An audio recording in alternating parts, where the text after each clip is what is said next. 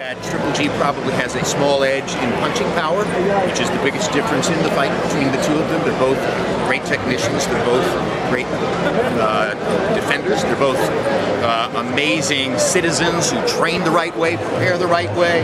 They run their lives the right way. In fact, if there are two people in boxing whom I regard as being basically identical to each other in the way they conduct their careers, those are the two guys. So it's no accident that we've been waiting all this time to see Canelo against Triple G. They're cut from the same cloth, and either guy can win the fight. Again, I would make Gennady a slight favorite just on the basis of punching power. He may be a tiny bit bigger also, but at the end of the day, you know, they're both terrific, and they've done nothing but win by and large, and either one of them. After the Danny fight, why do you think this fight's taking place? Why is Canelo getting put in there? Because they feel Canelo's ready, or Triple G is slipped?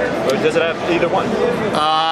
I think that given that Triple G's knockout streak was snapped, the public pressure rises to another level. Like, okay, we understand you had a certain fear about losing and losing economic power and leverage that way, and you've been trying to avoid that, but how can you now say to us that it's a big risk when he didn't knock out Daniel Jacobs? He looked just the same way that all other fighters do when they go the distance and win a decision. So he's not a monster, he's not Superman, he's a human being, just like Canelo. He trains like Canelo, prepares like Canelo, he has the same skill set basically.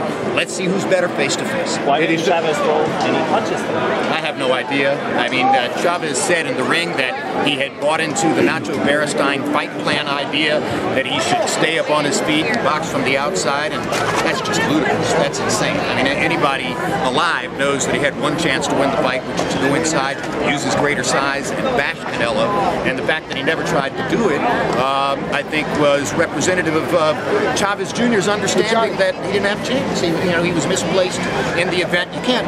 Max Kellerman said it perfectly on our air. You can't wish great fights into existence. You can't say to yourself, okay, just because these two names seem to belong in the ring together, that that's going to be a great fight. It isn't, you know, and one of them runs his life in exactly the right way and prepares the right way 365 days a year, every single year for 11 years. And the other one, we know who he is. You know, he's never on the same page twice.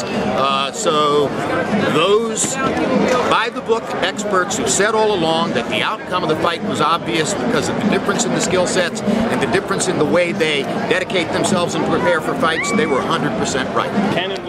It's a lot of hype. But, you know, Joshua and Klitschko sure did it. They surpassed all the expectations. They fought a fight which we will be talking about for 15 or 20 years or maybe longer. And you know, if they can do it, these two guys can do it too. What does this fight come at the right time? What does the victory do for Canelo if he beats a Triple G? This victory tonight? I mean, this victory tonight just reaffirms what we know about Canelo, and he showed you how easy it was by not sitting down between rounds. He made the point that it was pretty much a sparring session for him. I imagine that it builds his confidence a little bit, since, you know, he can say to himself, I beat a guy who was so much bigger than me, but it's two different worlds, fighting Triple G as opposed to fighting Julio Cesar Chavez Jr.